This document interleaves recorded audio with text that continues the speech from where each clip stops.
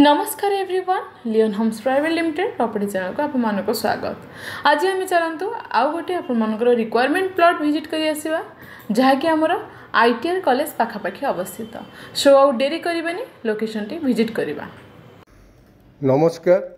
भुवनेश्वर जागमरा पाखरे थिवा ITR college आमे समस्ते जानिचंती। फ्रंट रे रहिला आईटीआर कॉलेज देखंतु आपण मानकु आईटीआर कॉलेज रो गेट भी क्लियरली विजिबल। ए गेट रो जस्ट फ्रंट रु आमे राइट की टर्न करके जाउचंती टुवर्ड्स शिव टेम्पल। आईटीआर रो शिव टेम्पल भी बहुत भलो लैंडमार्क।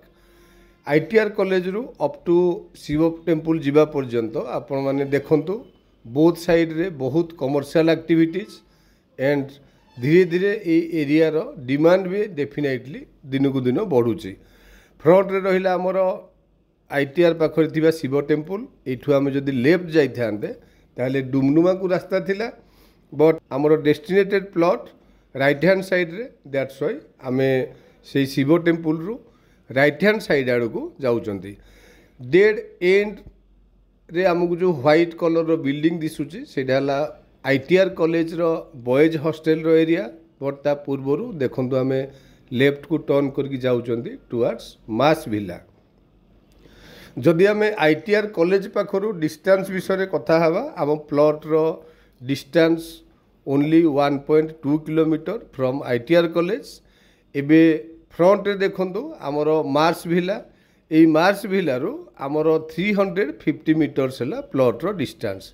मार्स विला आपण माने जानि थिबे definitely it's a housing society and ए एरिया रो डेवलपमेंट विषय आगर तो आम डिस्कशन करिसंती। All our society plot government of Odisha रो अंडरटेकिंग गोटे सोसाइटी एठी बहुत बड़ एरिया रो प्लॉटिंग करी प्रोजेक्ट करथिले। एणु करी आमे एठी सोसाइटी प्लॉट रे लिटिगेशन फ्री प्लॉट सब पाउचंती। आपण देखंतु एरिया रे ऑलरेडी कंस्ट्रक्शन तो कंप्लीट हे सारिची। रोड एंड स्टोरेज काम भी ऑलरेडी कंप्लीट हे सारिची।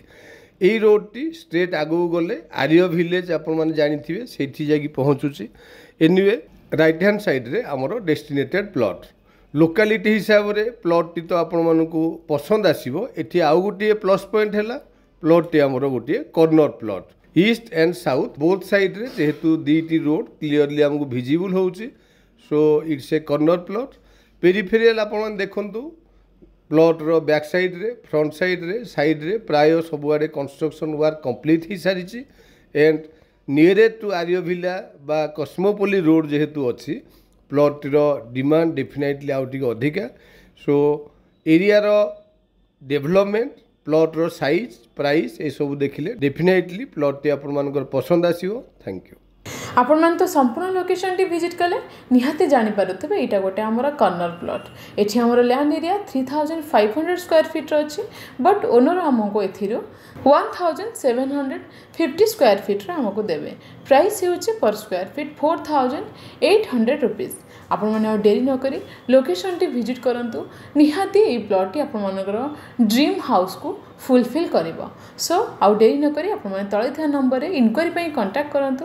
चैनल को सब्सक्राइब करंतु एमती रेगुलर वीडियो रा अपडेट पाया पई। Do like share and comment. Thank you.